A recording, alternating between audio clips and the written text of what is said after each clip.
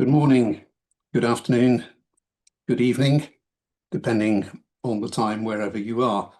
I'm Michael Ryder. I'm the Chief Executive of the Royal Society for Asian Affairs, and I am delighted to be welcoming you today to the first of the 2 days of our conference on US policy towards Asia in President Trump's second term. It's a pleasure particularly to welcome all of the 24 moderators and speakers, outstanding scholars in their own fields, both today and tomorrow. It's a particular privilege to be hosting this 2-day conference in collaboration with two other outstanding organizations, the International Institute for Asian Affairs, who will be online with us today and speaking to you tomorrow, and with the Foreign and Commonwealth and Development Office Association, represented by Edward Glover, who will be making some introductory remarks of his own in a few minutes. These two entities represent two different aspects of expertise in Asia. The IAS is a scholarly organization. The FCDOA is full of people who have spent their professional lives in and around Asia in a highly practical manner. So I hope in the course of the discussions, we'll see reflections of both of those perspectives emerging. For those who are not familiar with the Royal Society for Asian Affairs, the organization was founded originally in 1901 and has been in existence ever since. And if you're curious about what we do, I would encourage you to visit our website and ideally, of course, to join the society, but perhaps if you don't want to go that far, just to subscribe to our newsletter. There are all kinds of amazing benefits from being members of the RSAA, including our journal, Asian Affairs. So do consider it. We also now host the Asian Review of Books, which is the only online review site devoted exclusively to Asia. And it is completely free. And if you are interested in this field, not just in terms of international politics and current affairs, but in terms of literature as well, I hope you'd find that a very valuable resource.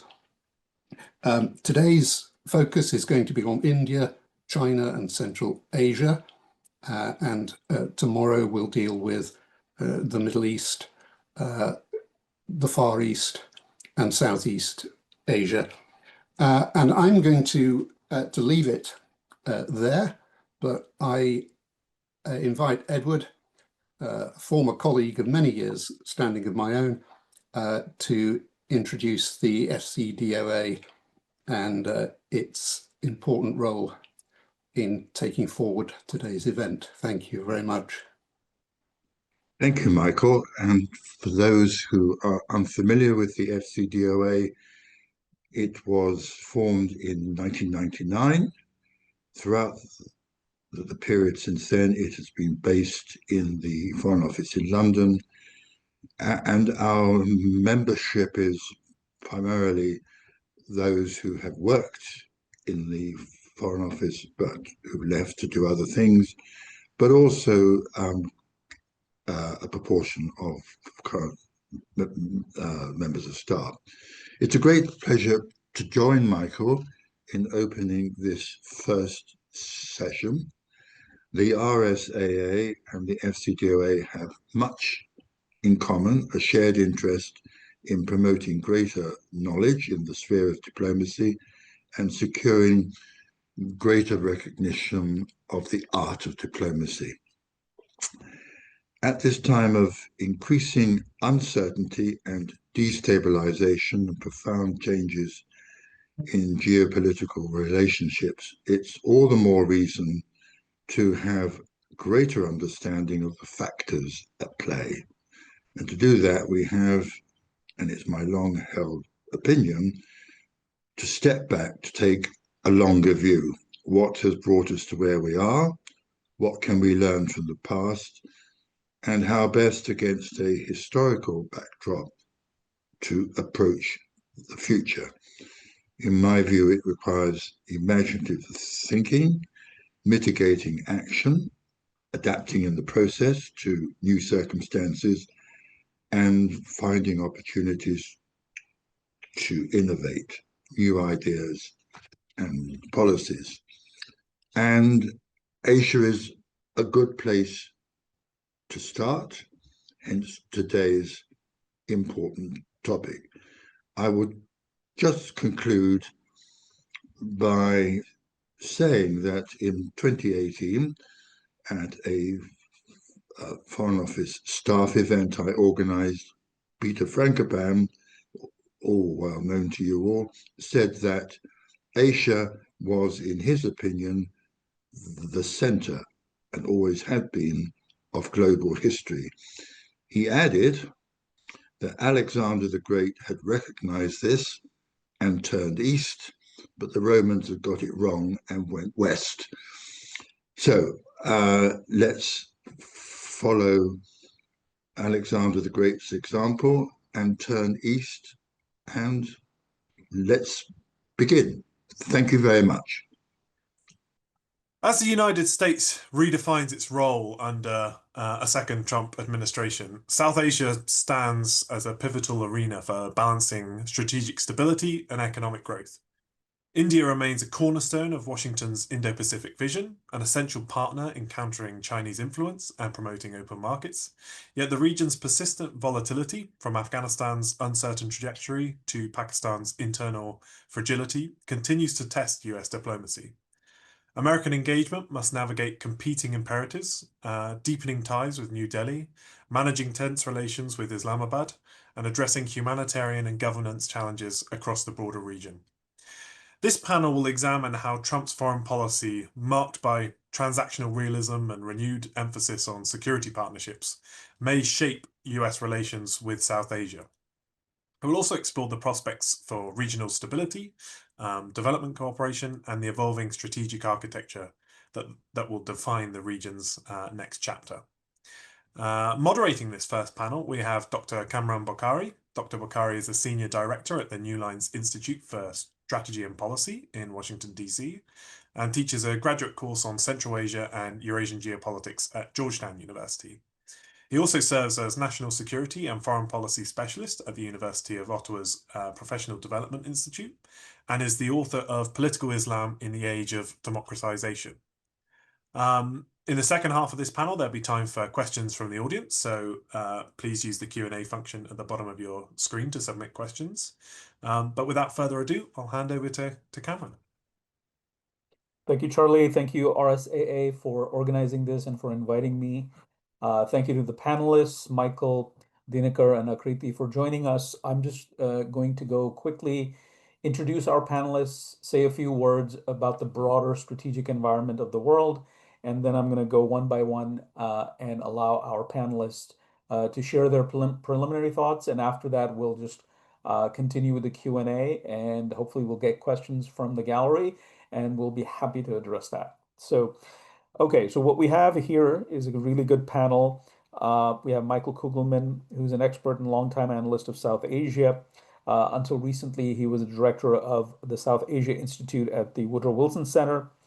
And he is a prominent voice as far as U.S. foreign policy towards South Asia is concerned. He's joining us today or tonight from Islamabad in Pakistan.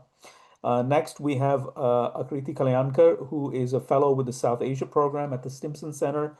Her research focuses on U.S.-China-India strategic dynamics, the geopolitics of Southern Asia, U.S.-India defense and strategic cooperation, and Indian foreign policy. She's also the editor of South Asia's South Asian Voices, and an online magazine on security and politics. Last but not least, we have Dinakar Piri, who is a fellow on security studies at the Carnegie Endowment for International Peace in India. He was previously a journalist with the Hindu newspaper for 11 years, covering defense and strategic affairs. Welcome, everybody. Okay, so Charlie sort of set the stage for what's happening in South Asia and how very broadly how the United States is looking at it. I just want to sort of widen the aperture, widen the lens, and place our conversation in a broader context. So this does not need a reminder, but it's worth pointing out that U.S. foreign policy towards South Asia is not devoid of what is happening around South Asia. So there are attempts to bring the conflicts in Middle East to an end, which are pulling South Asian actors, particularly Pakistan, into the Middle East. We have had a understanding, if I can call it that, between the presidents of the United States and China recently in a summit meeting in South Korea.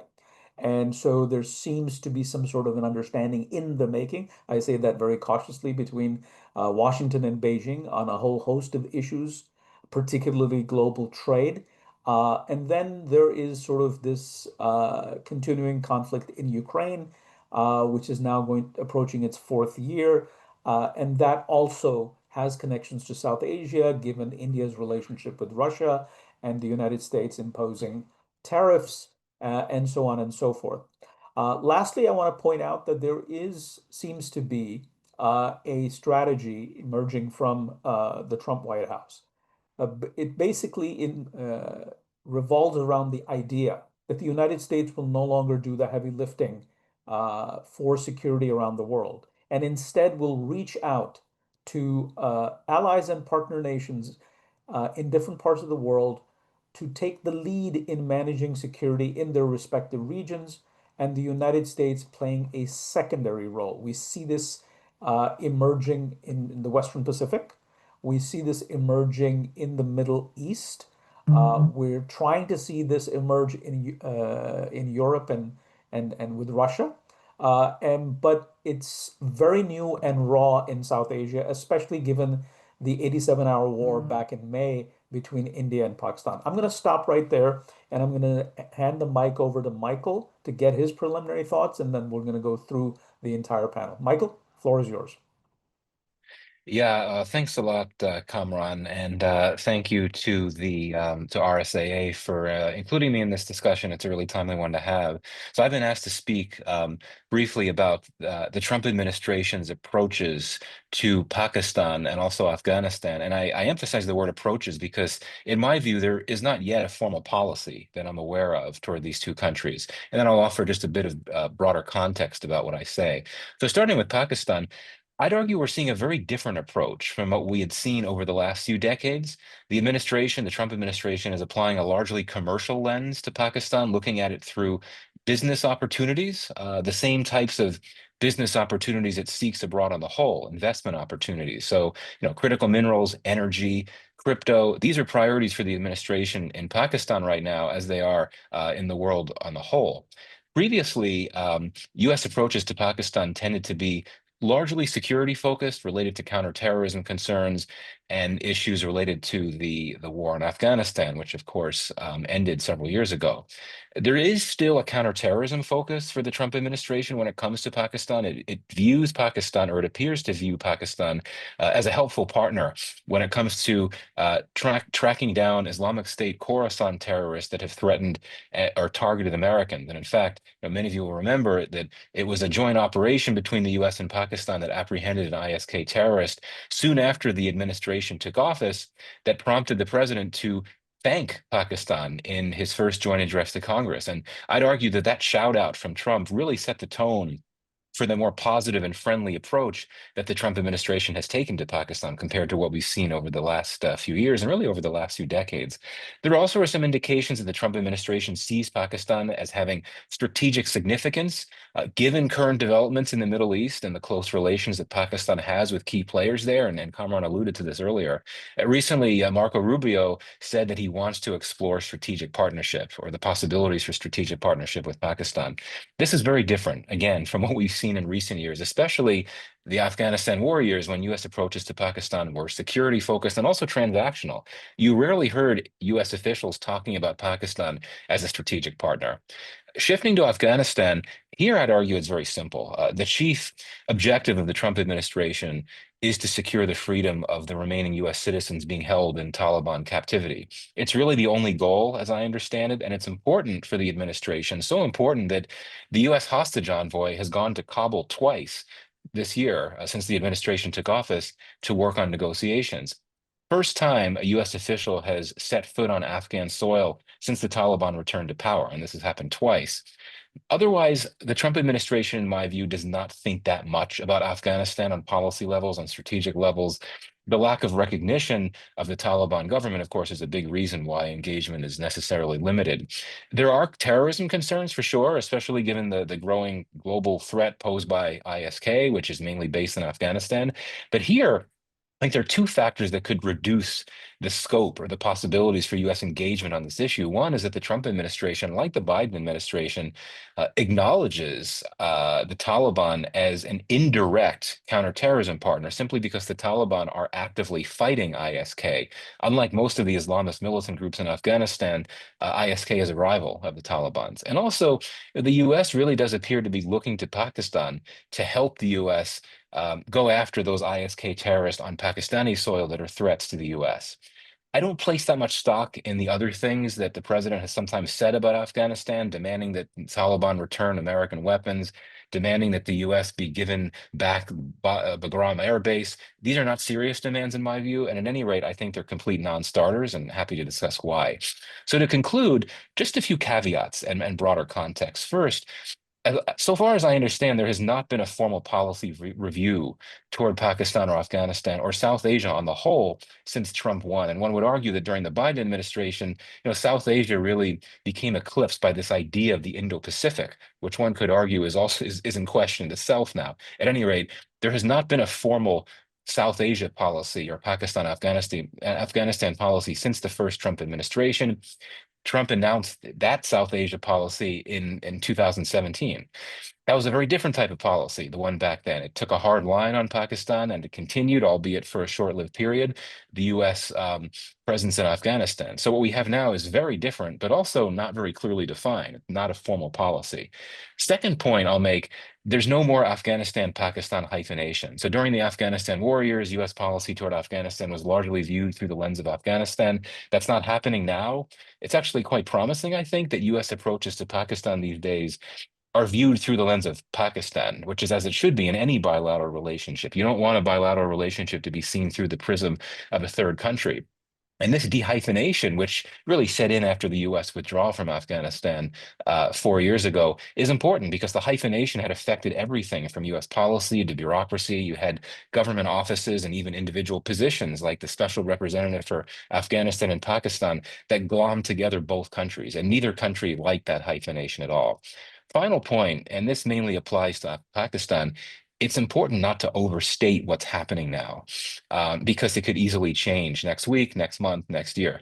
Pakistan, I'd argue, is a flavor of the month in Washington these days, in great part, because Pakistan has successfully pitched itself to the Trump administration, both as a helpful partner in capitalizing on commercial opportunities in Pakistan and as an impactful, meaningful player in the Middle East scenario. There's been a lot of high-level bilateral engagement between the U.S. and Pakistan, a lot of aspirational talk about possible partnerships and collaborations, but there's been very little actual cooperation between the two sides, aside from some CT activities, but even that's been limited. More importantly, as we all know, the president is unpredictable. He could get frustrated with Pakistan if he sees the challenges of trying to capitalize on commercial opportunities. And if things were to calm down in the Middle East, which would be a really good thing, that could lead to a situation where the administration might accord less strategic utility to Pakistan. So, this U.S.-Pakistan honeymoon or reset or whatever you want to call it, it may not last that long. So I'll conclude there. Back to you, Kamran. Thank you so much, Michael. So in order to connect what's happening in Afghanistan, and I want to go to Akriti, and I want to bring her to talk about the India-Afghanistan relationship that recently seems to be flowering, especially with the visit of the Taliban foreign minister on a 6-day visit to New Delhi and other places, particularly Deoband, where the madrasa, the founding madrasa of the Deobandi school is housed and has been housed dating back to the days of the British. So what can you tell us, Akriti, on how India is viewing the shift in Washington towards Pakistan and Pakistan's problems with Afghanistan. So take it away. Thank you so much, Kamran and Charlie and the other organizers for having me. So I'll speak a bit about the India-Afghanistan-Pakistan trilateral, but I believe I was asked to focus more on the U.S.-India relationship and sort of implications of that for India's foreign policy. So let me just say, maybe first starting out with the question that you asked, Kamran. I think this, India, Taliban sort of re-engagement or rapprochement, I think this is actually focused on very sort of realist, pragmatic thinking in New Delhi. The idea is that, we've seen the US withdrawal from Afghanistan in 2021. India wants to, have, presence in terms of intelligence input, in terms of having a handle on its own security environment in the region. It wants to have, there's a recognition in Delhi over the last few years that the Taliban is here to stay, even though, it is an actor that has targeted India directly, whether it's through consular attacks in Afghanistan or, just sort of the extreme views on the religious side that the Taliban have had vis-a-vis India, or particularly towards, the BJP or the religion. So there's a very kind of realpolitik thinking here in Delhi about how to approach the relationship with the Taliban. The sense is, India invested a lot in Afghanistan, starting from 2000 2001. There's from 3 to 4 billion of aid that India's poured into Afghanistan. It's built the parliament building. It's focused a lot on the humanitarian side of that relationship, and so this is about sort of preserving the gains that India made in the relationship with Afghanistan, but also making sure that it's present in its own region. In some ways, the conversation on Afghanistan's future in probably the 2015 to 2020 period left out India in many meaningful ways. It was very focused on the US, Pakistan, China, other actors in the region dictating sort of the outcomes of the future of the country. And so this is also India's way of being sort of directly involved in making sure that there is stability in its environment. And I do think that some of this is driven by the tensions in the Pakistan-Afghanistan relationship. Even though this kind of reset that we're seeing, or not reset, but engagement that we're seeing precedes the current tensions in the Pakistan-Afghanistan relationship, right? We've actually seen some of these moves from India towards engaging with the Taliban since maybe sort of 2021, 2022 onwards.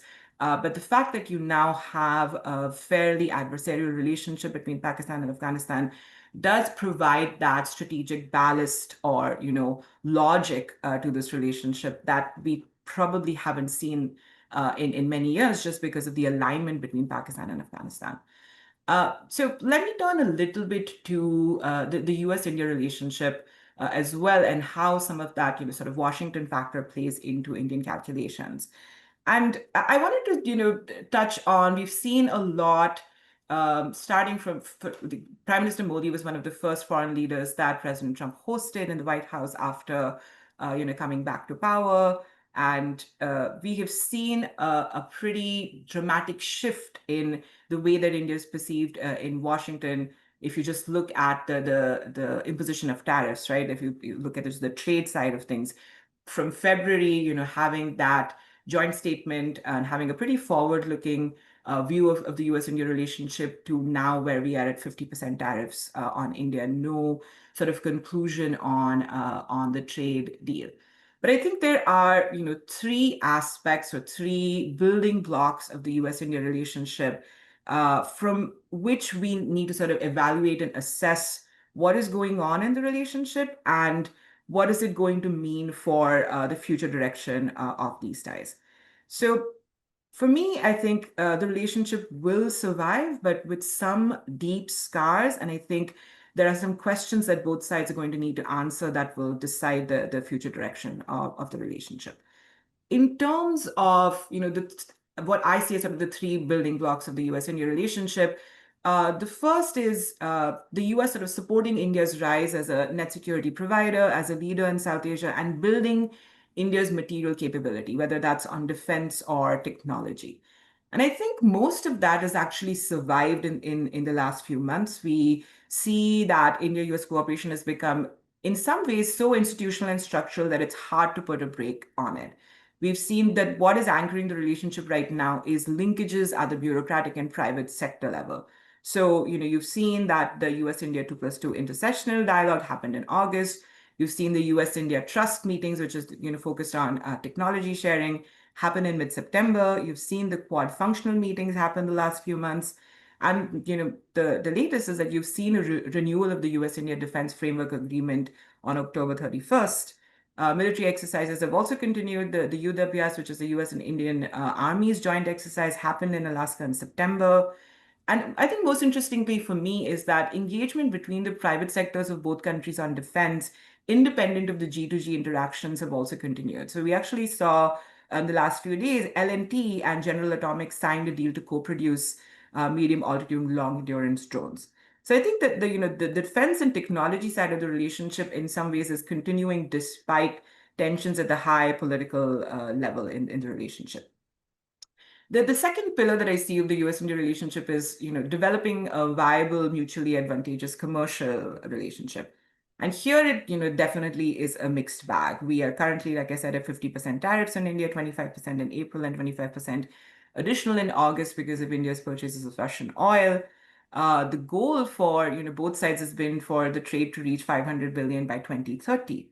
But we are stuck in this bilateral, trade negotiations. 5 rounds have already happened, but there's been a lot of churn, and by all indications, both sides are saying they're very close, but we haven't seen that happen. And let's remember that both sides did try for a trade deal even in Trump 1.0, but kind of abandoned it at the last minute. And in some ways, some of those hurdles are still around. Agriculture or dairy have been sort of the red line for India, even though it has now agreed to buy some US corn and soybean.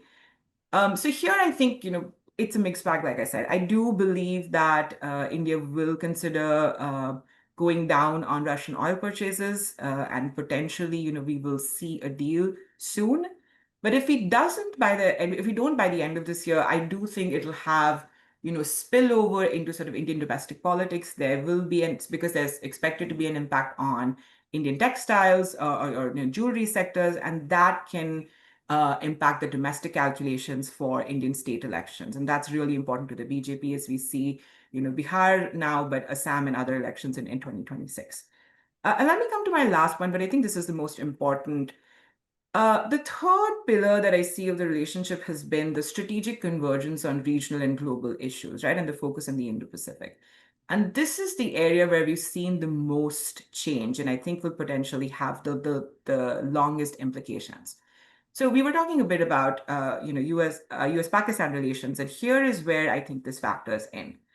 The central thinking in Trump 2.0 is not to let past precedent have too much bearing on the present and the future, right? And in some ways, this works very well if you think about the peace accords in the Middle East. But in some ways, it doesn't work. And where it doesn't work is, the role that Pakistan plays in US-India relations. So I think, Michael was saying this too. On Pakistan, there was pretty much bipartisan consensus in the US over the past, say, 10 years that the relationship is pretty narrowly defined in terms of, counterterrorism, but that broadly the priority partner in the region would be India. But I think what's changed, as at least from Delhi's perspective, is that Trump 2.0 is taking actions that, from Delhi's perception, are very damaging to the US-India relationship. So even though the Trump administration's thinking on Pakistan is probably not, pushed by or driven by grand strategy, it's probably more looking at Islamabad for commercial reasons like critical minerals or narrowly defined roles in the Middle East. But for India, this US engagement of Pakistan and the fact that, President Trump actually claimed to mediate the India-Pakistan crisis in May, which is really, completely in opposition to one of the central tenets of Indian foreign policy, which is no third-party intervention in bilateral crises. I think that has really sort of solidified distrust of the US and has convinced New Delhi that the US is choosing Pakistan over India. And let me say one last word about China. So we don't know yet what the US national defense strategy is going to look like, what it will outline as priorities, but early reports are suggesting that there will be a heavy focus on, homeland defense in the Western Hemisphere, right? Which is going to leave out Middle East, Europe, but the Indo part of the Indo-Pacific. Now, Defense Secretary Hegseth has said that, there will be a China focus and the US is still concerned about China's military buildup. But if you combine this with sort of the isolationist movement that we're seeing on the right in the United States right now, and you look at the fact that there's a lot of people in and around President Trump that are proposing essentially reduced U.S. involvement abroad, I think there are probably serious questions arising in New Delhi about where and how it can depend on the US to manage China's rise going forward. So, again, like I said, we don't know what's going to be in the NDS, but suppose there is, US thinking at all about redeploying forces from the Indo-Pacific closer to home or concentrating more on the South China Sea or the Pacific more than the Indian Ocean, then I think that will have operational coordination and resource impacts on India. And I think New Delhi will have to think more, about working with countries like the UK, Australia, France to secure its interests. So, in conclusion, what I would say is that the US-India relationship will survive because in some ways India still needs the US and the US still needs India. But I would watch 3 key areas to see where this relationship goes in the next few years. I think the first would be, of course, US foreign policy on Pakistan, and to the extent we see that turning into from the more sort of commercial side to the strategic side. The second would be US-China competition. How does Washington's thinking on Beijing evolve? We've heard the G2 phrase being bandied around, which I think in Delhi has very, very negative connotations. And the third thing I would look at is defense co-development. Where are sort of the grand designs of US and India working together on defense co-development and co-production actually going? Is it because if you actually look at it from President Trump's view, sometimes his focus is on bringing the manufacturing and production of things back to the US. So what does that mean for the Make in India? I'll stop there. Thank you so much, Akriti, and that's a nice segue into what Dinakar is going to be focusing on. Dinakar, you're in New Delhi, but your job for today is to look at sort of U.S. policy for South Asia as a whole. We have Akriti alluding to sort of the Indo-Pacific and the new strategy that's going to come out of the Trump White House that will focus largely on the Western Hemisphere, and if there's going to be any overseas heavy commitment, it's probably going to be in the Western Pacific. So in the light of that, and it seems like there's sort of a bifurcation in the making that Pakistan, we want you to focus in the AOR of US Central Command, and India, we still need you in the Indo-Pacific Command. It's kind of like a division of labor. But anyway, I'll pass the mic on to you. Take it away from here. Thank you. Yeah, thank you. Thank you, RSA, for having me here. And to begin with, the question, Trump's policy on South Asia was actually when I saw the topic for the session, I was like, what is that? And that kind of sums up what is there. As Michael said, there has been no broad policy, so far, kind of announced for the region, and we're actually all awaiting that.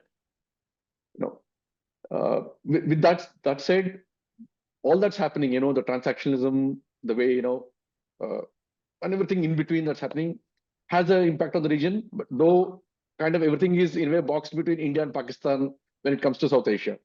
So I'll just kind of touch upon each of them, I'll do it in 2 parts. One, I'll kind of flag the broad areas that kind of impact the region or the policy or no policy, whichever is it. And I'll look at the various other countries. I mean, India and leaving India and AFPAC, where others stand. I'll just kind of broadly, about 5 minutes, I'll do that. So when we say the areas, trade obviously has that kind of is impacting the entire region in various ways, and mostly negatively, because each of them are dependent on the US. Probably South Asia is among the region with the highest tariffs in the current scheme of things. And then immigration and migrant policy, again, the region contributes a lot, so is actually impacted. Climate change or no climate policy, because you have a lot of island nations which literally will submerge, the rate at which things are going. That's a major concern because they are at the receiving end of it. And then, of course, the region is actually mired in a lot of conflicts. You call it conflict, you call it internal disturbance, whichever is the way.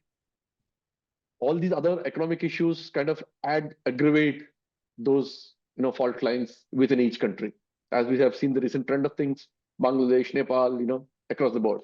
So all of that adds to that. And then the bigger issue of Indo-Pacific policy. So what does it even mean now? Or where is it? How does it stand? So because many of the countries again fall or were important because of the Indo-Pacific policy. So in the lack of a broader policy and in the absence of a specific country-specific approach, because some country is not important in an economic sense or has no trade to offer, no rare earth elements to offer, minerals to offer.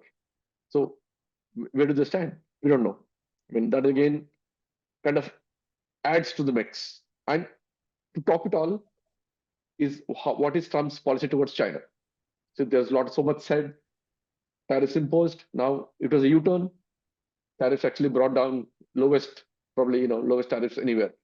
And the deal that was made, because then see the compulsion, you need rare earths, China needs chips, but the world needs rare earths, including the US. So the deal made. So in that case, how do other countries kind of find a mid space in between?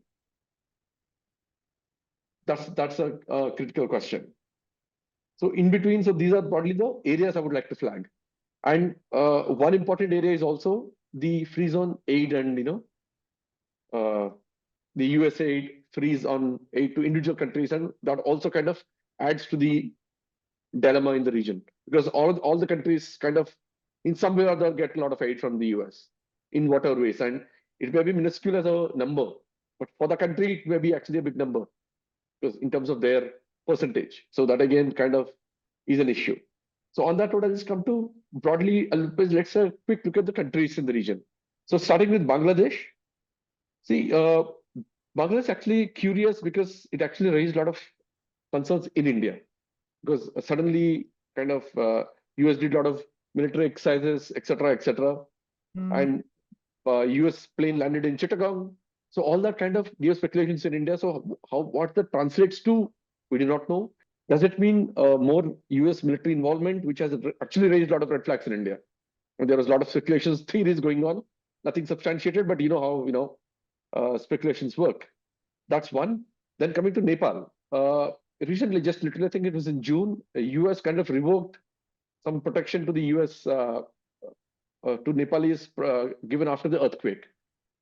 That adds to the trade tariffs because again, the contribution, most of the kind of the trade or the exports are all semi-finished or services. So that kind of plays a very rather dynamic role. In fact, World Bank report actually points to reduction in the growth rate because of the the tariffs in the region. And then I'll quickly go on. 3 countries: Mauritius, Maldives, and Myanmar. Mauritius, not much as a policy, but Chagos Islands is something to look out for, because Trump did kind of the administration did give an okay to UK on the agreement between Chagos, Mauritius, and UK, but just literally a few months later in June, July, there were questions in the US Congress committees raising concerns that ceding Spain or giving away Chagos to Mauritius will allow the PLA China to entrench. So there was actually a concern raised. So we'll have to see how that goes. And Maldives, it figures in the list of possible embassy closures that was recently came out in the media, just not too long back, about 10 embassies, 17 consulates. Maldives figures in the list. So again, given the dynamic between how things have played out, India, China, kind of the tussle that has played out, US in a way in the past standing with India, to keep its foothold. That's again a question of how things will pan out. And lastly, Myanmar. Right? Surprisingly, Trump administration, with all that was going in Myanmar, they removed some of the sanctions on some of the elites just recently, again, a couple of months back. And that raises questions of rare earths.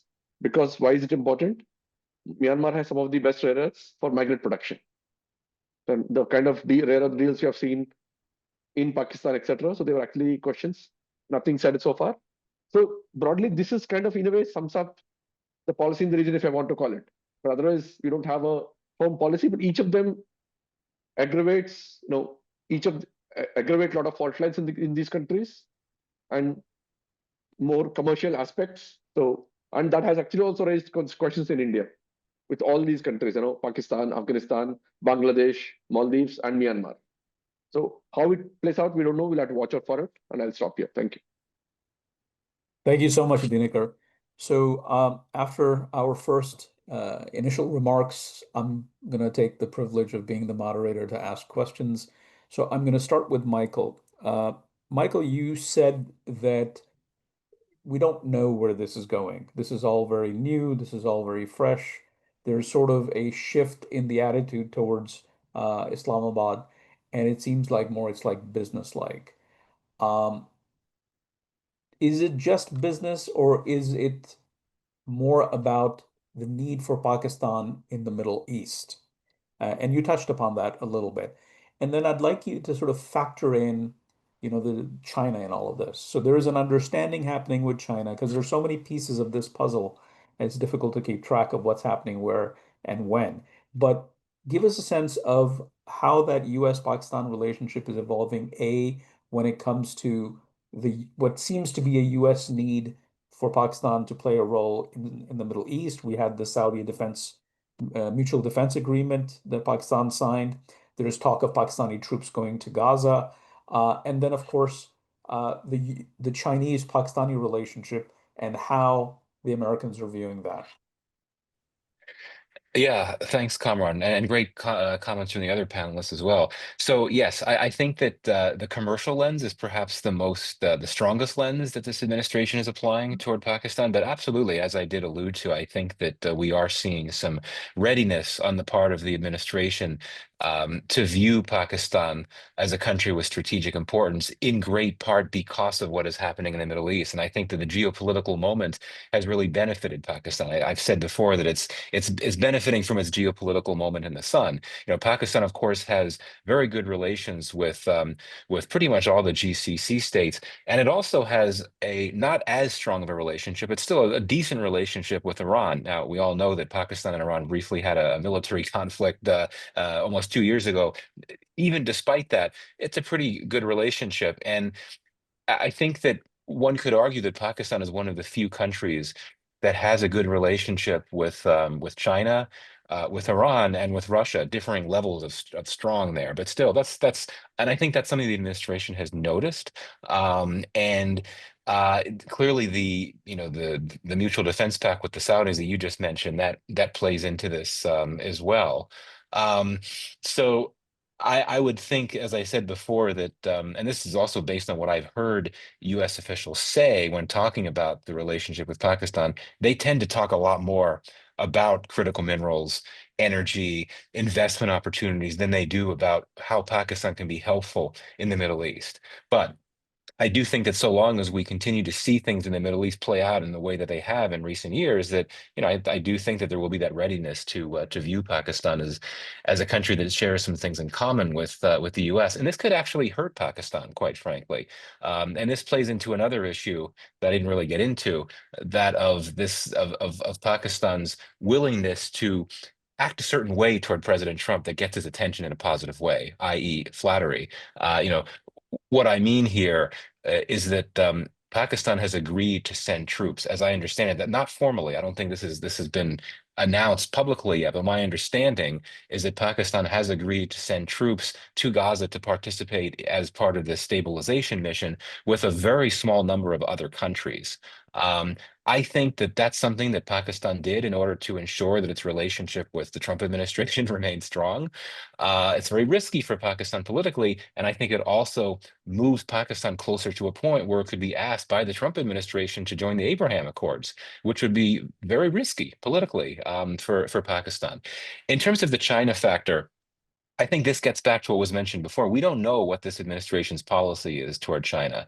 It has not been 100% hard line in a way that many might have expected. Clearly, Pakistan's alliance with China, which has faced some troubles, particularly over China's concerns about security conditions in Pakistan.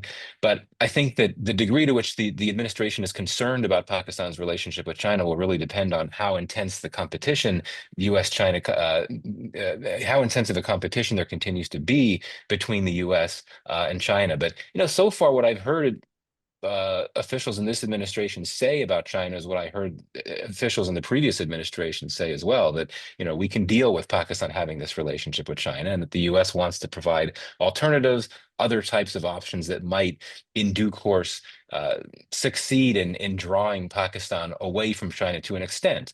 But I think there's an acceptance that this Pakistan-China alliance is here to stay. Thank you, Michael. So shifting gears here, Akriti, I was listening to you very intently, and if I'm not wrong, and correct me if I am, your whole sort of synopsis was that the relationship between India and the United States is not what it used to be, and the shift isn't trivial, if I'm maybe allowed to put it that way. So, in the light of those remarks, my question to you is that is there was a special relationship right after 9/11 all the way up until like this administration with India. And it grew. We saw it grow with the civilian nuclear deal under the Bush administration. And that was enhanced under Obama. And then we saw a major sort of engagement under Biden and even under Trump, the Howdy Modi thing and everything. Is it fair to say that that special relationship is not what it used to be, and it's still fun. The US is trying to find sort of the cadence with which it needs to deal with India, and it's struggling to come up with a new framework for a relationship.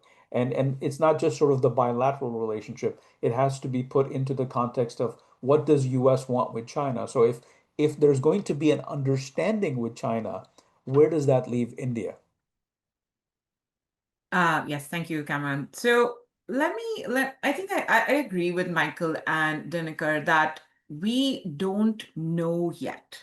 It's a little too early to, write an obituary of the US-India relationship or even kind of the strategic alignment in the relationship because, you're right that I do think that what's happening in the relationship is not trivial, but I also think there are some kind of structural factors that will bind the two countries together. So I think it will depend on if you kind of look at the Trump administration's, so far as I can tell, their China policy, a lot of what Trump thinks about American primacy is very concentrated on, economic and tech primacy. It's not so undergirded by, strategic congruence or geopolitics or even soft power, right? I think what Dinkar was saying about these sort of benign uses of soft power that we used to see from the US, like institutional building or aid or all of that, that's gone away. So it's a very different way of looking at American primacy and power than we've seen perhaps, in the last few years. It's not about values or the kind of liberal international order kind of framing. It's very much about, you buy American weapons and American technology and you do things that are beneficial to the US, and then we're going to have a good relationship.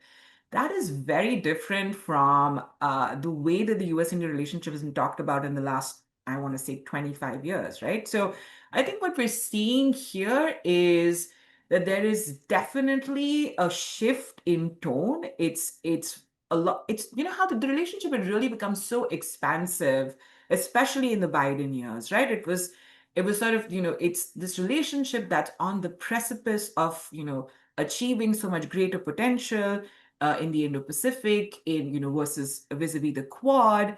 I think that stuff has toned down, and we are sort of in this. What do we make of what's happened? Because if the fact that we don't have a Quad summit happening this month, which it was supposed to, India was supposed to host it, and most likely it's postponed to early next year. that is a concern. That is a concern about how much stock, the American president or the Trump administration broadly places on the Quad as an instrument of, regional provision of public goods, what it thinks about China. So I do think that, like I said, I do think that India still needs the US on defense and tech, and it seems like some of that is happening more on the kind of bureaucratic and private sector level. But I think it's a little bit of a mixed bag. We have to wait to see whether the trade deal happens. Once the trade deal happens, if it does, does that sort of create a conducive environment for both countries to come back to the table on some other issues? But I think the key takeaway for me is there does need to be a sort of pragmatic reassessment of what are each side's expectations of the other, and where do their strategic alignment and congruences, where do they lie now versus a few years ago? Thank you, Akriti. Dinakar, you touched upon the various elements of South Asia and how the U.S. has been sort of behaving. You mentioned Nepal, Sri Lanka, Myanmar, Maldives, even Mauritius, which is further field out from the Indian Ocean basin. If I were to ask you to sort of zoom out and sort of say, what are sort of the broad contours? So we know that the president keeps talking about it, that he the 87-hour war and his role in bringing that to an end. He is sort of looking at Pakistan in a certain way, which we've all mentioned. What can you discern a strategy? And I know in the beginning you said that you asked the question, what is it? So let me pose that question to you. I know it's a difficult one, but how would you sort of look at it and say, okay, how would you summarize from what we've seen so far? We've yet to see Washington put out something coherent, but can you point to something in the making, if you will? Okay, so to begin with, the India-US framing, we're talking about the trade, but it's actually, I mean, if you want to say it in one line, it's actually not about a trade issue, it's about a tariff issue.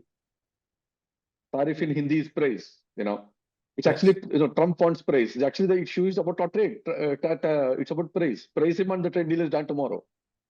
The real issue is probably that. And why? Because if you actually look at May 10th, you talk about the conflict, India-Pakistan conflict of Sindoor. May 10th, the real problem begins on May 10th.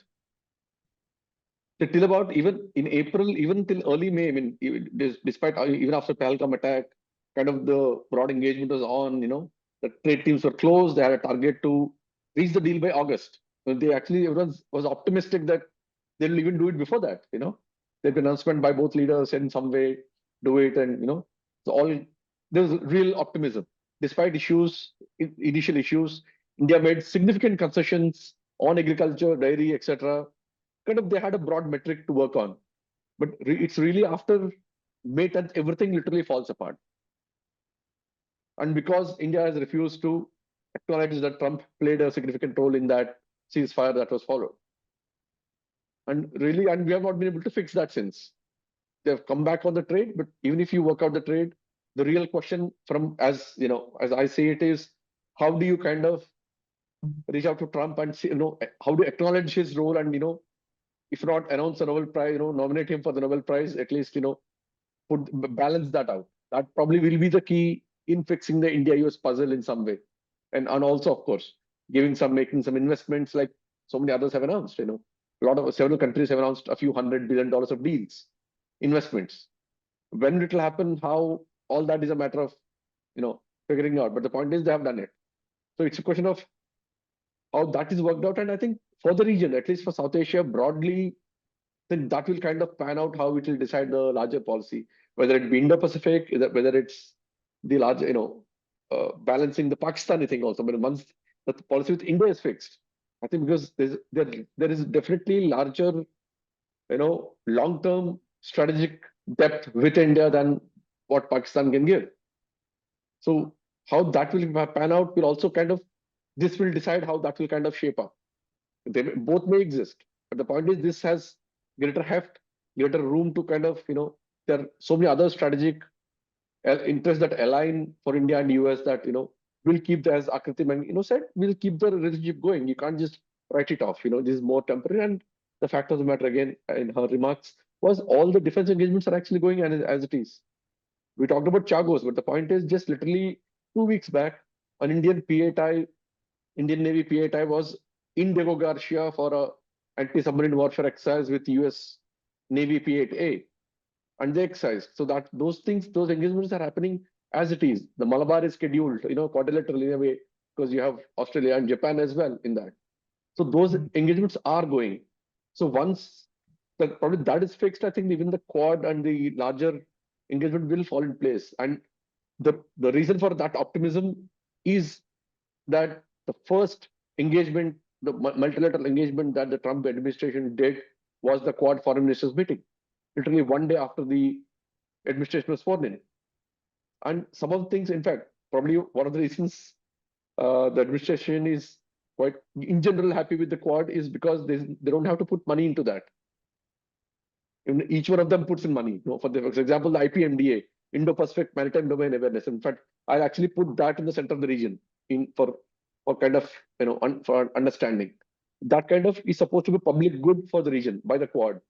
And in that, each country is doing in their region. India in the IOR, in the Indo-Pacific, in the Indian Ocean region, Australia in the Pacific, Japan around them, US a little, being across the board, multiple places. Each one is supposed to put in money, give public good to the region. Now, if you give information, how do they act? Then you have to equip them, the countries in the region. Then you have to put in, that investment. So essentially, it's kind of benefits the entire region, all the small countries, across the board, across the length and breadth of the region. So in that sense, I think those things will flow once this is kind of fixed.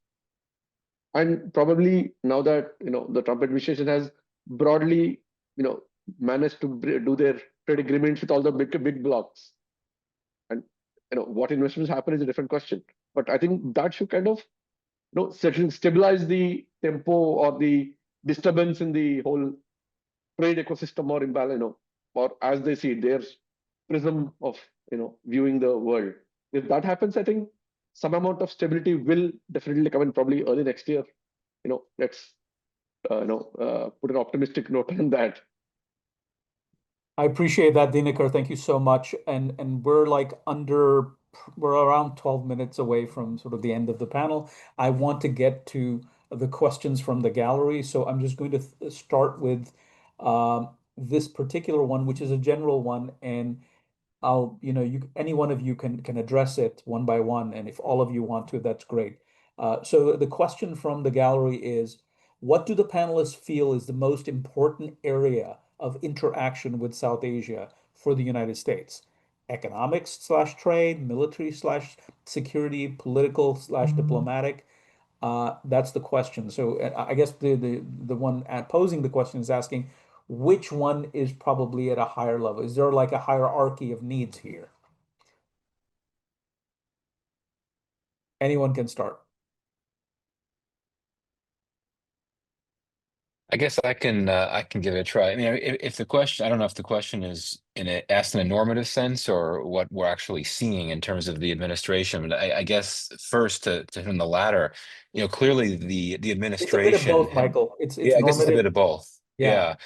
I mean, I think the easier part is what are we actually seeing, and clearly this administration has identified trade as a core driver of its foreign policy, and we see that half of the SAARC countries were hit with tariffs that were pretty significant, none higher than India's, of course.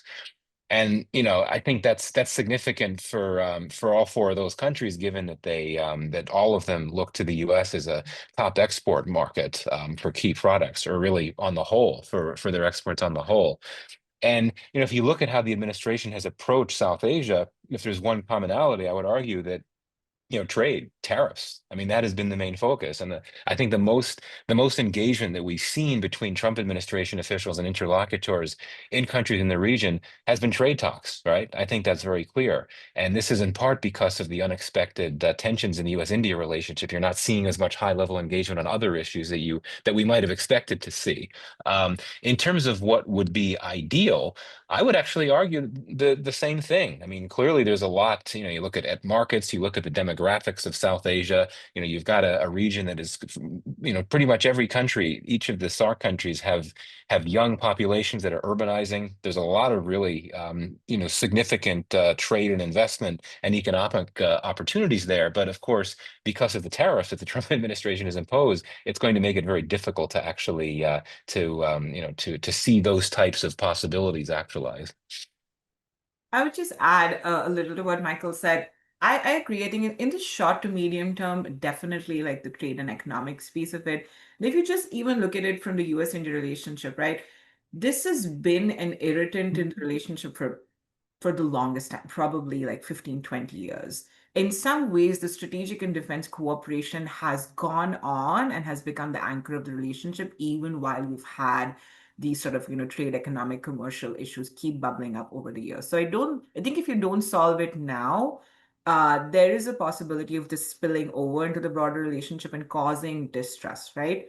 But I think in the long term, I would say it is the political and kind of military relationship in the region that's important, because if this is still a stated goal of the US, which is providing alternatives to China, if it's worrying about China's rise and worrying about Chinese influence in the region, then it is really about what kind of humanitarian aid, public provisions, military strategic role that the US is playing in partnership with India and other countries in the region. Dinakar? Just to add very quickly, I mean, I totally kind of agree with both what Michael and Akriti said. Just to add a bit, one, definitely trade, I don't think there's any doubt in that. One, not just because of the Trump administration's focus on trade, but also because that is going to significantly break the economies of all the countries, at some point, if this actually goes on. So the dependency is that, one, the extent of tariffs is unsustainable. They just cannot end their dependency on, say, some of the core sectors, fisheries, agriculture, or automobiles, the whole series of sectors. They're just not viable. So they need to work out an arrangement at some point. If that happens, I think things will actually start flowing. And one bit on the military part of it, because at some point it has to go to the security aspect of it. Just because the extent of Chinese militarization. I mean, while we are actually, for the last, say, 1 year, we've been the world is caught up on trade. China has been quietly crossing threshold in terms of its military, what do you call, unveilings, if you want to call it, whether it is its parade or it's unveiling its fighter aircraft or its expansion in the Indian Ocean region, submarines, just recently. And it's actually real threats to the AUKUS that came in the last, few days over the base that's going to come up. So all that, you will have to come back, you will suddenly wake up and realize, oh, we have missed this, because you're focused elsewhere. That realization will dawn upon. I don't think you can miss it. You can delay it, but it's inevitable. So I think we'll have to come back to that at some point. Thank you, guys. So there was another question that kind of disappeared, but I think I remember what it was. So from one of the viewers, William Crawley, he had a couple of questions. One was about, and this is more about domestic politics. I know we're talking more geopolitics here, but it's an interesting question. He's asking, what do you think are the lessons that Modi is trying to draw from Trumpism in the United States in terms of his own domestic politics? Is there something that, because clearly the Prime Minister of India is under some degree of pressure, given the shift in the U.S.-India relationship, it's affecting him domestically. So is he learning some lessons? So that's one question. And the second question, please quickly do this because we're running out of time. I do want to get one more question after this. The question is that the Shanghai Cooperation Organization, India and Pakistan are both part of it. Now, they don't sort of engage one another on that platform. Nothing that, at least I've seen visibly, but if you guys have seen something, it'd be interesting to bring up. So, what weight do you give to sort of India-Pakistan relationship in the context of the SCO? Anybody? This isn't I'll directed just at anybody. quickly, I'll just add very, very quickly. See, the political lessons for Modi, probably one, I would just say, I'll leave it at one, would be one is what India has been, rather quiet, what said, what not said. And India did not buckle, as some had described it. But that said, it has exposed your dependencies in some way. One, you can't decouple so easily, It's easier. There have been calls saying, "Oh, do away with that. Let's do let's walk away or break break some of the dependencies." But it's just not easy. So while there's optimism, you'll work out a deal, and all that's a different part of it. But the reality is, over the years, India has invested. Both countries have invested in each other. So the dependencies remain, and probably they're both a liability and also a good thing because they'll anchor your relationship. So I don't know what political lessons it draws, because the how do you convey that to the public? Because that's actually what we see here. Because there is a certain reaction saying, "Oh, we will tell the US, you can show it." But the point is, you can't do it. But then how do you convey that to the public? There's a bit of a gap between the two. I don't know how I don't have a clear answer to it, but there's a gap. How do you convey that the real politic to the ground politics? I don't know. There is a bit of a disconnector. I'll leave it there. Just one other quick point: the Shanghai SCO. I'll just make an anecdote here. In all the SCO military exercises where India, Pakistan, and China normally take part, send send troops, tanks, and everything, they always are on different teams. They never exercise together because there are multiple teams, and every single time, because I've been following it for a long time as a defense correspondent, every time we actually go and see where teams are, they're conveniently always are in different teams or different times, or don't come face to face. So that should say a lot without saying. Yeah. I'll just say All right. one word on the SEO. I think Delhi's calculus in being in that organization is not really about Pakistan. It's actually about being in the same room when China and Russia are discussing regional issues and having a veto or sort of a voice in there. Especially Central Great. Asia. Yeah. So I'm going to give Michael the last word because someone specifically asked Michael a question, and this will be the final question. So Michael, the question is from Abdul Ghani Amin. He says, what factors do you think explain the apparent absence of a clear U.S. policy towards Afghanistan, particularly given the Taliban government's efforts to strengthen relations with China and Russia, who are U.S. adversaries? Yeah, thanks. I mean, several quick points here. One, the Trump administration does not really have a clear policy toward any country, and I think it takes a very tactical approach to its relations with other countries. Certainly, a lot of it is colored by commercial considerations. That's one point.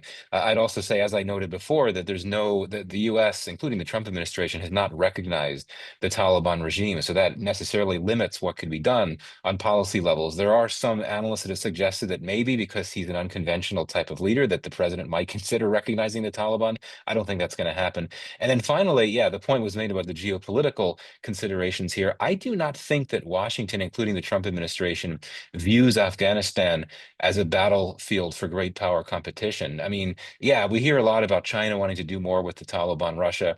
China is not actually that engaged in Afghanistan. It doesn't really have a presence. It wants to invest. It's talked about wanting to, but I think that lingering security concerns have kept it from doing so. Yes, Russia is the one country, the one government, Moscow's the one government that's recognized the Taliban regime, but it's not really that present, right? I mean, you had these engagements and meetings and all that, but I really don't think that this administration sees its interest, its geopolitical interest being impacted deleteriously by the Taliban engaging more with Russia and China, just because there's not all that much happening on a substantive level. Final point, 10-second comment on SCO. I think what really makes SCO significant is that I think it reflects and capitalizes on growing global discontent with the US and Western-led world order, and SCO, like the BRICS, it projects itself as something that's meant to counter these economic models and economic architecture dominated by the West and the US.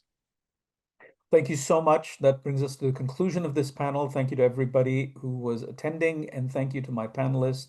Great job, everybody. And the mic is back to Charlie. Thank you very much. Thank you. That was very close to 10 seconds, Michael. pushed it just over. No, thank you very much, Thanks. Cameron, for moderating, and thank you for all the panelists for joining. I think the discussion sort of just underscores the complexity of US engagement in South Asia, and as all of you said, the lack of policy there. So yeah, thank you for the audience for joining that first session. Now we've got a 15-minute break, and we will come back at 2:30 GMT for our next panel, which will focus on China. So thank you very much.